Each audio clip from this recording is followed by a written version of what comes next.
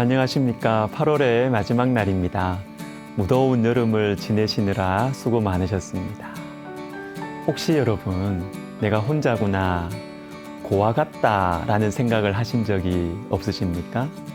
부모님이 안 계셔서가 아니라 사람들은 많은데 사람이 없다. 사람은 많은데 내 마음을 알아주는 사람이 없다는 생각이 드신 적 있으시죠? 이 생명 양식 시간을 통해서 말씀을 묵상하는 중요한 이유들 중에 하나가 바로 이것입니다. 나를 영원히 떠나지 않으시는 예수님을 만나기 위해서입니다. 오늘도 말씀을 통하여서 예수님을 만남으로 고와 같은 우리의 인생길에 따뜻한 빛이 비춰지기를 소원합니다.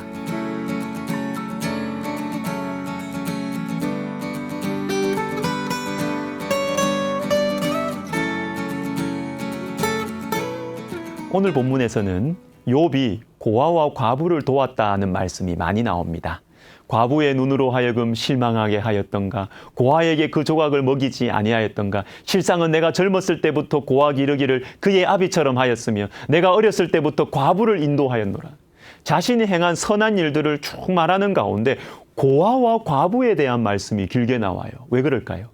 성경에서 연약한 자들의 대표가 나그네와 고아와 과부이기 때문입니다. 이 세 부류예요. 출애굽기 22장 보십시오. 너는 이방 나그네를 압제하지 말며 그들을 학대하지 말라. 너희도 애굽 땅에서 나그네였음이라. 너는 과부나 고아를 해롭게 하지 말라. 특히 21절 후반부를 잘 보십시오. 너희도 애굽 땅에서 나그네였음이라. 나그네를 학대하지 마라. 왜냐하면 불쌍하니까. 아니에요. 너희도 이전에 나그네였기 때문이다. 이것이 복음적인 나눔입니다. 그냥 불쌍해서 도와주는 것도 물론 좋아요. 또 좋은 일을 해야 되니까 이렇게 도와주는 것도 좋아요. 그러나 성경적인 이 복음적인 나눔은 내가 나그네였기 때문에, 내가 가난했기 때문에, 내가 연약했기 때문에 연약한 사람을 도와주는 것입니다. 예수님 믿지 않을 때 저와 여러분은 다 나그네고 과부고 고아였어요. 영원한 생명도 모르고 그저 눈앞에 있는 즐거움과 이익을 위해서 살아왔지 않습니까? 주변에 사람들은 많은 것 같아도 정작 힘들 때는 나 혼자인 것 같지 않았습니까? 우리는 다 나그네고 고아고 과부였습니다. 하나님께서 우리에게 연약한 자들을 도와주라고 말씀하시는 것은 우리의 인격 때문이 아니에요. 우리의 봉사정신을 믿기 때문이 아니에요.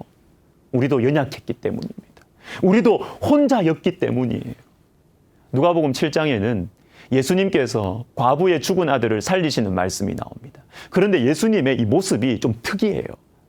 가까이 가서 그 관에 손을 대시니 맨 자들이 서는지라. 예수께서 이르시되 청년아 내가 내게 말하노니 일어나라 하시매 관에 손을 대십니다. 그냥 일어나라고 하지 않으시고요. 관에 손을 대요. 이 관에 손을 댄다는 것은 시체에 손을 댄다는 말입니다. 왜 그렇게 하셨을까요?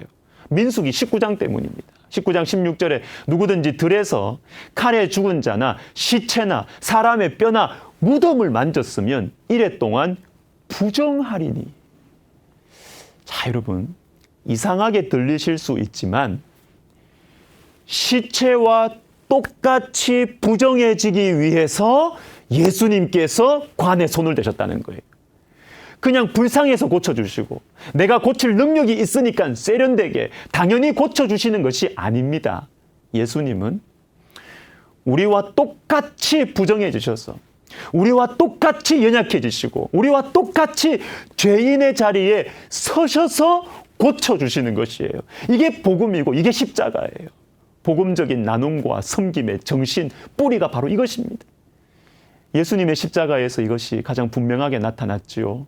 갈라디아서 3장 13절에 그리스도께서 우리를 위하여 저주를 받은 바 되사 율법의 저주에서 우리를 속량하셨으니 기록된 바 나무에 달린 자마다 저주 아래에 있는 자라 하였습니다.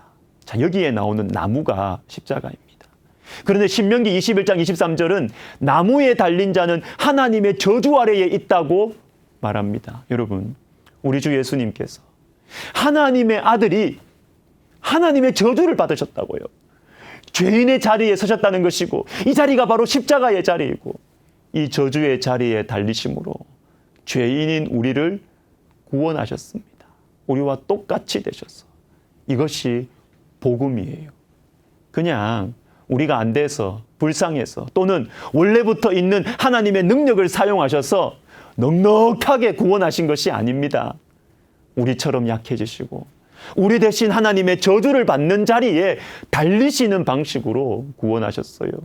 그리고 고아와 과부와 같은 우리를 영원히 떠나지 않으십니다. 이것이 바로 주님의 십자가 사랑이고 복음이에요. 성령이 오셨네라는 찬양 여러분 아시지요? 이런 가사가 있습니다. 고와 같이 너희를 버려두지 않으리.